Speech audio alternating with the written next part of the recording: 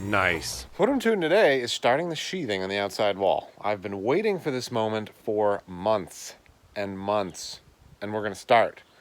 I've got 60 degrees, I've got cloudy, couldn't be better. So I've got myself all set up, the bucket truck in place, got the nail gun, oiled it, got my nails. I've put in a ledger board, as you can see here.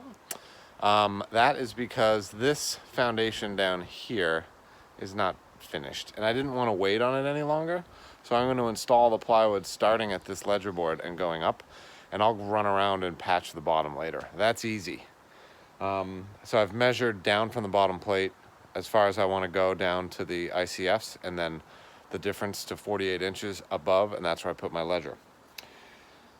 I've got this wall, which doesn't have a single full sheet of plywood in it. I feel like every time I do sheet goods, I end up with many cut pieces. Like, none of them work out to be full sheets. And that's frustrating. And maybe there's some planning that has to go into the framing stage so that you can eliminate that. I don't know. Super annoying.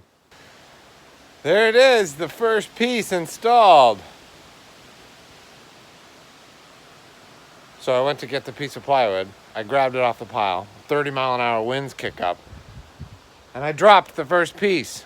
I set it up there, and then I went over to one side and I was about to nail it, and I went, oh well, it happens. So hopefully the wind behaves itself. But anyway, there's one piece installed. Now I'll do the next piece. Stick by stick.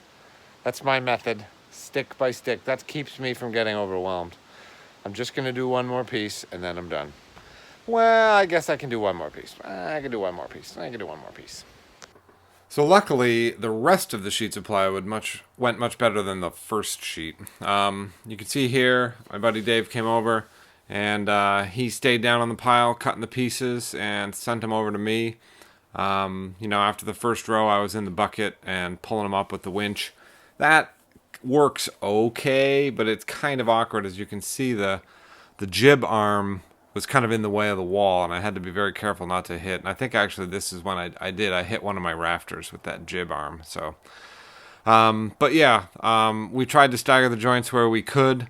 There was one spot where we couldn't, just because it just didn't make sense. And then, of course, the sheet that we got up to the top was not the right size. We had to keep cutting it and keep taking it down and cutting it. And so here I'm around the front side. I've got the bucket truck in place, and unfortunately the work we're doing starts in the corner directly behind the bucket truck, so you can't actually see any of that. But that first row of plywood, and we went straight up with the plywood, that really didn't take any time at all. That's the third sheet right there. I mean, we had the 4 sheets up and then the triangle piece done in an hour. So that felt pretty good, considering how daunting this project was the whole time.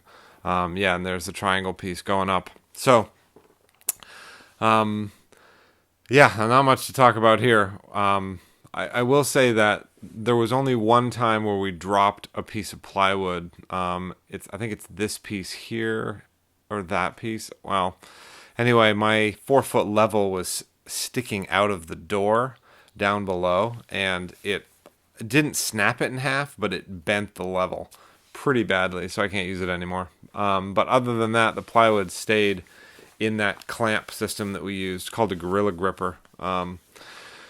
So yeah, here we're just finishing up this one last row on this side. These are all cut pieces. They extended over the end just a little bit. That end wall is 24 feet. So 3 sheets of 12 foot? No, 8 foot. Man, my math is terrible. So yeah, there we finished the end of that south-facing wall, which was pretty exciting. I was not expecting that to go that well, and it really starts to look like a house with the sheathing on the outside. I've been staring at this structure for 6 months, and now it's finally coming together.